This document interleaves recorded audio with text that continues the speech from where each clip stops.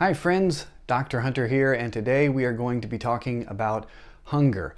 Specifically, why are we so hungry all the time? Because most of us are hungrier than we need to be. And that's unique in the human body because in general, our body is able to auto-regulate. If we are too cold, then we shiver until we get warmer. If we're too hot, then we sweat to try to cool down. But nobody shivers, still once they're warm and sitting by a fire, once all the chill is out of our bones.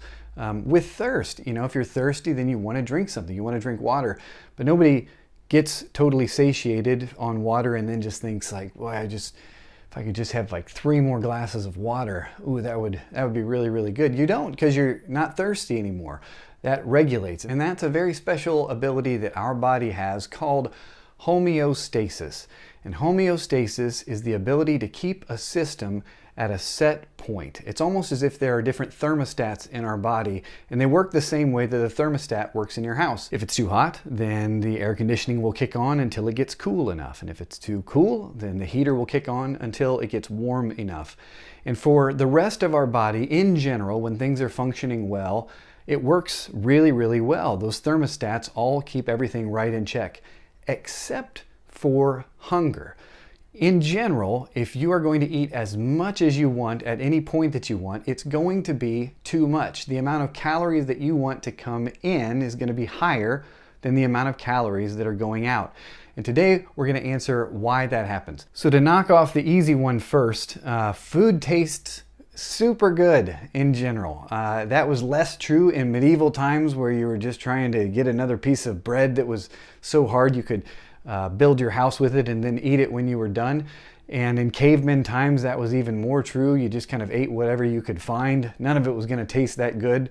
You might be lucky enough that Grog found a blackberry bush and you could eat that stuff.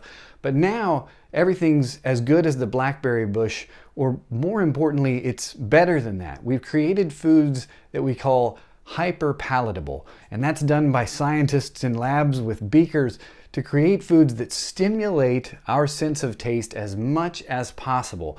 And so if you go back to the 20s and give a little kid an apple, you've given that guy a real treat. This apple tastes delicious.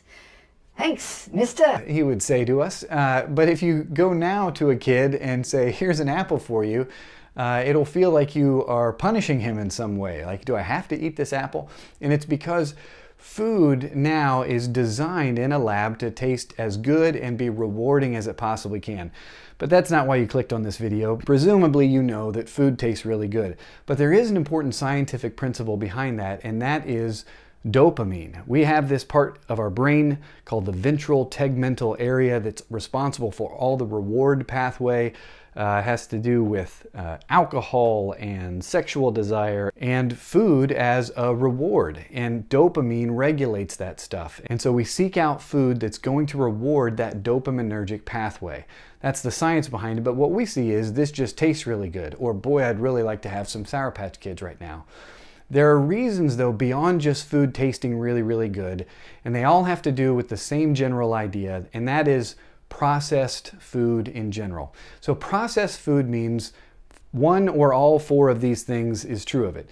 It's either got sugar, it's got refined wheat, it's got vegetable seed oils, and or it's got trans fat in it. If it's got one of those 4 or all 4 of them, then it's processed, or in the case of all 4, super processed. And those processed foods all wreak havoc on our body's ability to auto-regulate how hungry we are. It's the reason that you can eat until you're full, until you've had enough calories for what you need, and then within a few hours be really, really hungry and looking for more stuff to eat. And sometimes not even feel that hungry and still feel like you need to eat more. So the reason processed food does that, primarily for sugar and refined wheat, it's the same problem, and that is it's extremely fast acting. The best example of this is not really in the refined food category, but in hardcore drugs. There is a leaf that grows called the coca leaf, and it has an active ingredient in it, which is shared with cocaine. That naming scenario there is not a coincidence. And if you chew on a coca leaf, then you will get low amounts of that active chemical, and it actually is a cure for altitude sickness. There's an airport, I think it's in Peru, where you just have baskets of coca leaves and you can grab one and chew on it, and it's supposed to help with altitude sickness. I assume it does. I've never been there. If you take that same leaf though and you put it through a chemical process, which by the way looks a lot like the refined food process, if you take that same leaf, you can turn it into cocaine, which clearly has a much different effect. And the reason is you've taken that active ingredient and you've concentrated it down and you've made it into very, very, very tiny particles which can hit your bloodstream like a truck. And that causes this extreme high. It's an extremely fast acting onset which can affect your body very, very differently. That same thing is true of natural sources of food versus processed sources of food.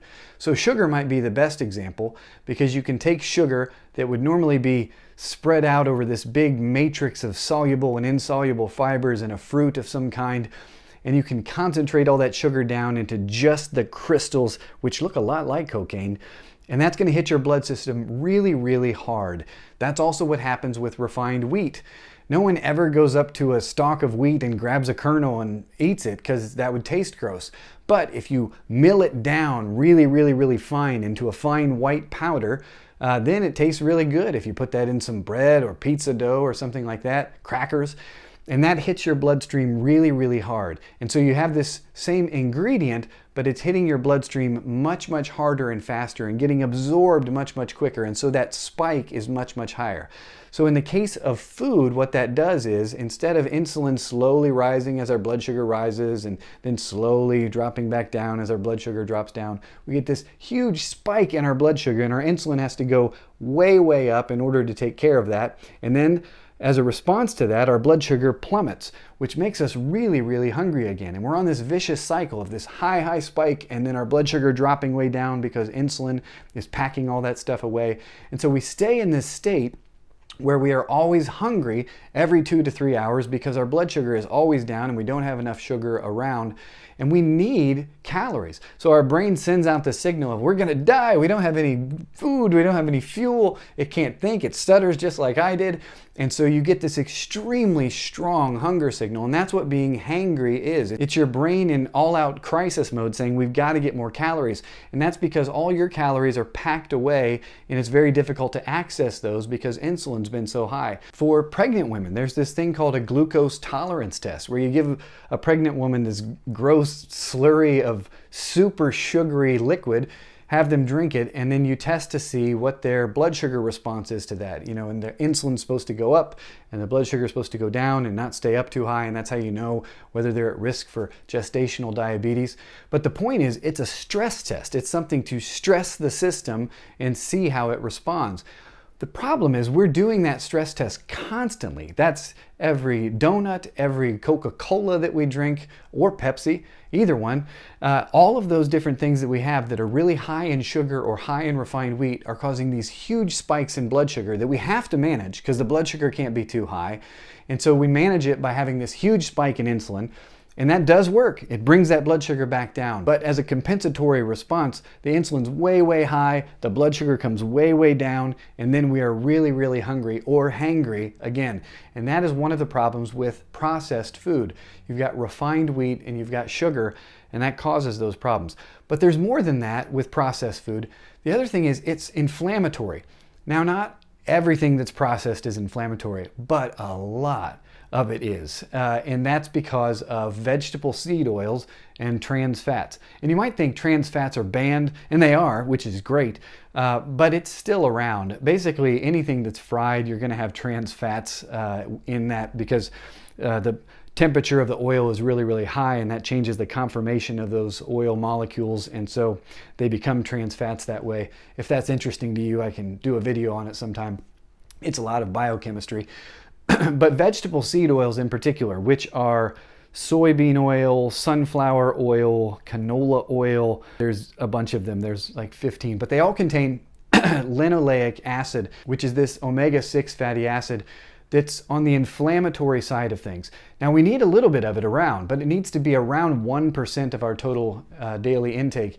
Instead, it's like 10 times that high because we have so much vegetable seed oil and everything. Next time you're at the store, turn over the package of whatever thing you're holding. I mean, literally anything in the store, and it will have something like soybean oil, corn oil, something like that near the top.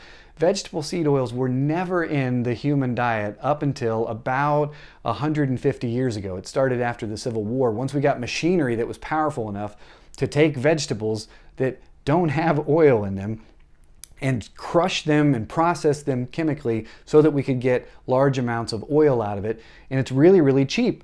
And the government subsidizes farmers, who are great, by the way. Love farmers, but the government subsidizes farmers, so we have all of this extra corn and soybean, all of this stuff that can now be turned into oils, which is fine, except it's really inflammatory. And inflammation is kind of this nebulous boogeyman that we always hear about, but it does have genuine biochemical effects on our body. And one of those effects is inflammation affects leptin levels. Now, leptin is basically a body fat set point hormone regulator. It has effects on how hungry we are. It has effects on the calories that we burn. Overall, leptin matters a lot. And you want a lot of leptin. Leptin is a good thing. The more leptin you have, the less hungry you are, and you have energy, and you want to move, and leptin generally makes you feel good without having to eat a whole lot. Inflammation messes up leptin signaling pathways, and we can become leptin resistant, and that leads to us wanting to eat more. So inflammation, which is caused by vegetable seed oils and trans fats, and really hard-hitting large amounts of glucose hitting our bloodstream, which is caused by sugar and refined wheat, all of those things are because of processed foods. And so probably the number one thing that helps to decrease hunger, so you just feel better, because we're not talking about learning to live in a state of constant starvation where you feel hungry all the time. We're talking about eating the right amount and then not really wanting to eat anymore, not needing to just constantly go back and have more M&Ms from the reception desk. And there's a way to do that, and the easiest way is just to cut processed food out of your diet. It is shocking the difference that it makes when you cut processed food out. And when we say processed, what we mean is it looks different than how it either grew out of the ground or walked or swam the earth. If it's beef, then that is not processed because it's just beef. If it is fish, same idea. And with fruits and vegetables, same thing. Yeah, those have some sugar in them, but it's all in this matrix of soluble and insoluble fiber. That's hard to say, insoluble. Soluble and insoluble fibers. It's like a tongue twister. And so it slowly releases into the bloodstream, and our body can react to this. By the way, this is not a coincidence. Our DNA was forged over hundreds of thousands of years when there was no processed food around. And so it makes sense that we respond the correct way to stuff that we were built to respond to, which is natural food. So cutting processed food out of your diet is probably the easiest way to avoid being more hungry than you need to be and more hungry than you want to be. One other thing I did want to add: sleep is a big contributor to this, specifically a lack of sleep. If we don't get enough sleep, we have higher levels of ghrelin, which is the hunger hormone. So to recap, leptin being high is good because it makes us less hungry, it makes us feel more active and good, moving and grooving. Ghrelin we want low amounts of because ghrelin is the hunger hormone that makes us more hungry. If you look at blood levels of ghrelin, it gets highest before a meal and then decreases after the meal. And if you're really hungry, you can bet you've got a lot of ghrelin circulating.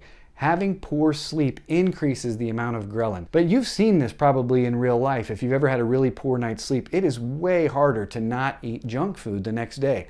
Not a coincidence. It has to do with higher levels of ghrelin making you more hungry.